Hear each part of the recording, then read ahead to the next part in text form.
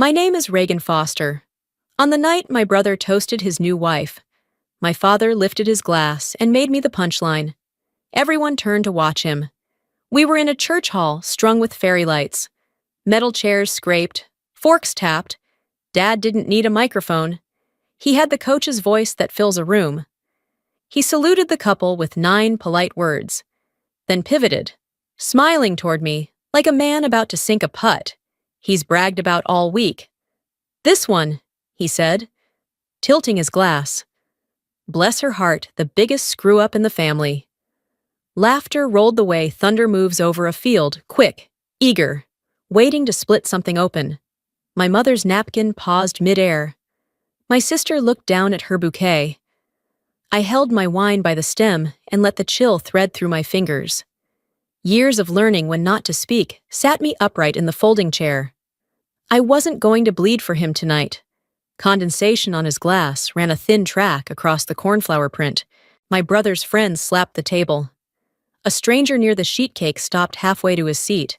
He wore dress whites that catch light like truth. He didn't look at my father. He looked at me. The room shifted the way air changes before rain, somewhere. A kid giggled and then swallowed it.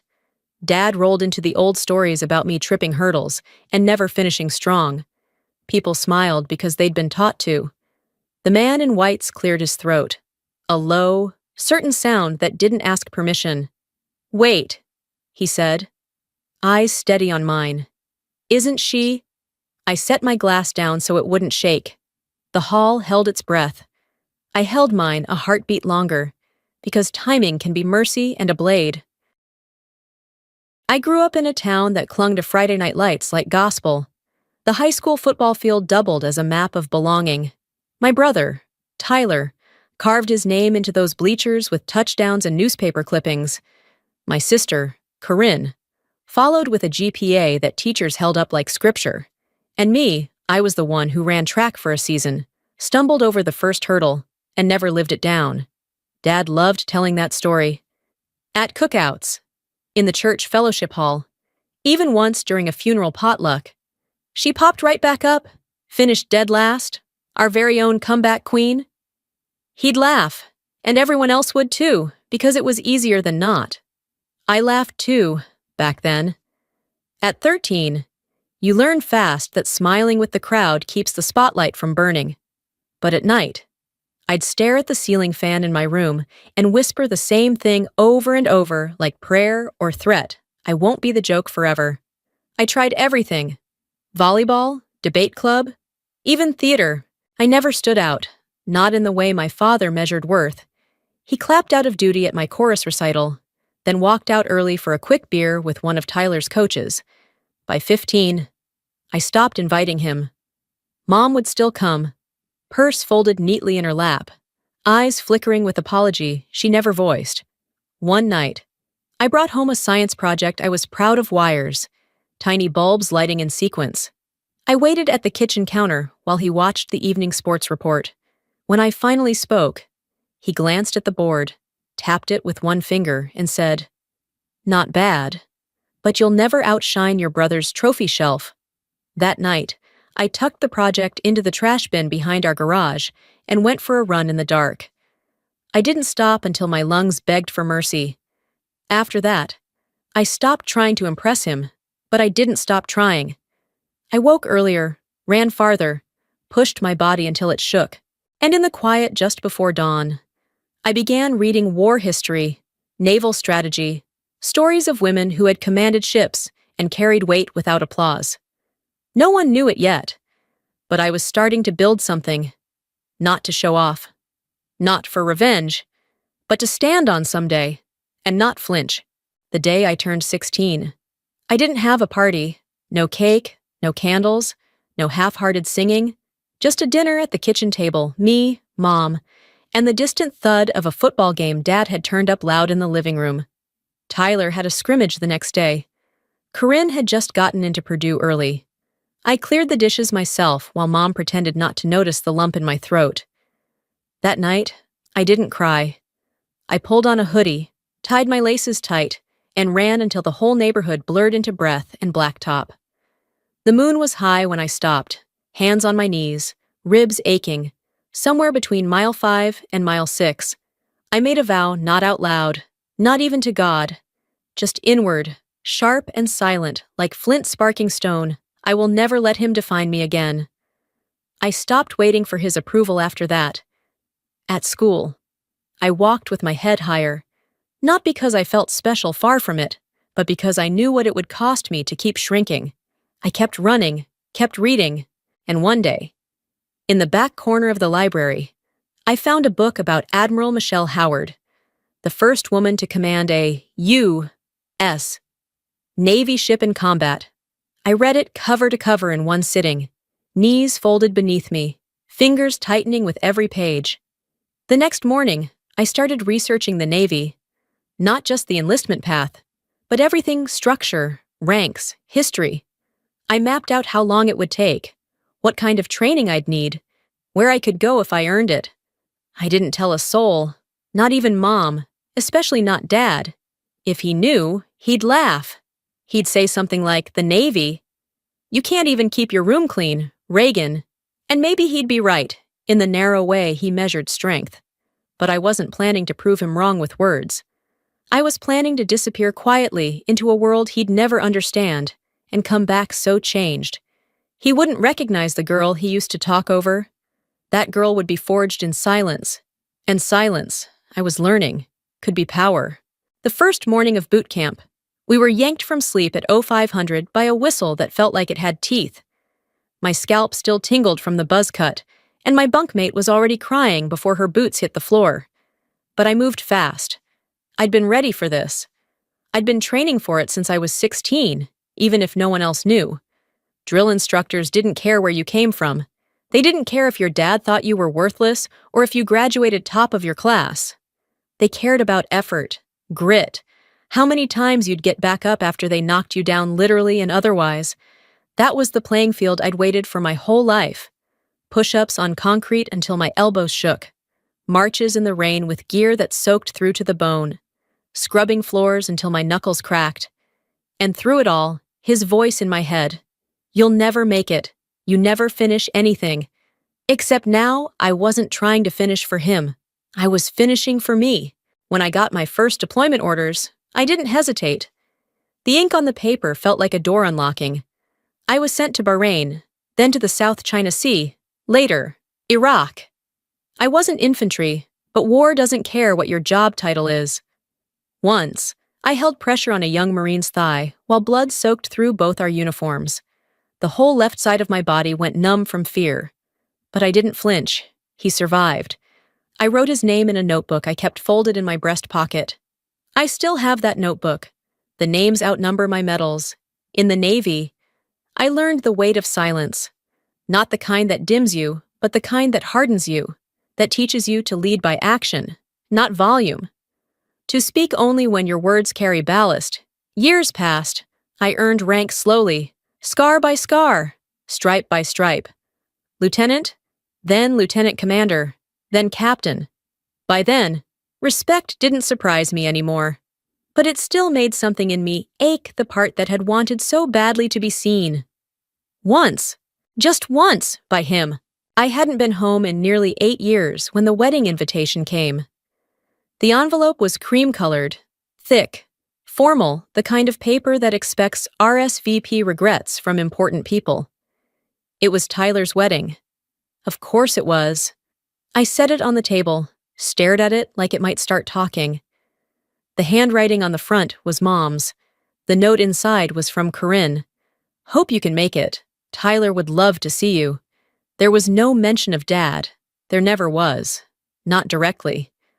I didn't answer right away. I wasn't even sure I wanted to go. I'd missed holidays, birthdays, even Mom's knee surgery last spring. Not because I didn't care, but because I couldn't stand to sit at that kitchen table and hear Dad tell stories that flattened me into a footnote. Every call with him still ended the same. "You still over there when you getting a real job?" Reagan. He said it like I was on some extended gap year, not a naval officer with 2 deployments behind her and command on the horizon. Part of me wanted to skip it, stay on base, let the past stay buried where it belonged. But another part, the same one that ran through our neighborhood streets under a pale moon at 16, knew this was the moment I'd been training for all along. Not the wedding, exactly, but the chance to face that room, those faces, with nothing left to explain. I didn't plan some big entrance. I didn't pack my dress whites. I brought a navy blue cocktail dress, simple heels, and my silence, the kind I'd earned, the kind that could split a man in half if timed right. I told myself it wasn't about revenge, that I'd show up, clap when they kissed, eat my brisket, say congratulations, and leave before anyone got the chance to ask too many questions. I even practiced my smile in the mirror of the hotel bathroom the night before. It looked real enough, but deep down, I think I knew. There are moments you don't chase, but when they come, you have to be ready to stand still and let the truth finally catch up. The church hall smelled like barbecue and buttercream. Fairy lights swayed overhead, casting warm shadows across rented tablecloths and centerpieces made of mason jars and baby's breath. It was exactly the kind of wedding our town loved: sweet tea in glass dispensers, a DJ playing Garth Brooks, neighbors hugging like it had been years. I kept to myself near the back, a quiet smile, a half-empty glass of wine. Tyler was glowing, slapping backs, flashing that quarterback grin that had carried him through high school and right into his father's business. Corinne hovered nearby, perfect as always, her new in-laws eating up every syllable. Dad was in rare form: red tie, wide stance, a man who still thought he could command the room just by standing in it. And when he tapped his spoon against the wine glass, I knew. He didn't start with me. He toasted Tyler first, of course, calling him my right-hand man, the one who always made me proud. Then Corinne Smart, beautiful, married into a good family. What more could a father ask for? Then the pause, the shift, that awful stage-light silence. And this one, he said, turning toward me with the same grin I'd seen 1,000 times, the one that always came just before the jab. Reagan. Bless her heart. I felt the words before I heard them, like cold water spilled down my back. She's still trying to figure it out. Folks, our little explorer. No husband, no plan, but hey, she showed up, that's progress. Laughter spilled like warm beer. Easy, familiar, comfortable for everyone but me. I didn't move. Just set my wine glass down gently so it wouldn't slip. Let my jaw relax. My spine straightened like it had so many times before on deck under pressure. And then, from near the cake table, a voice cut through the noise. "Wait," the man said. His tone wasn't loud, but it was enough. Enough to still forks, to tilt heads. He was in dress whites. Shoulders square, ribbons neat. He wasn't looking at my father. He was looking at me. And he looked like he knew exactly who I was. The room didn't fall silent all at once. It tipped, like a boat shifting under new weight.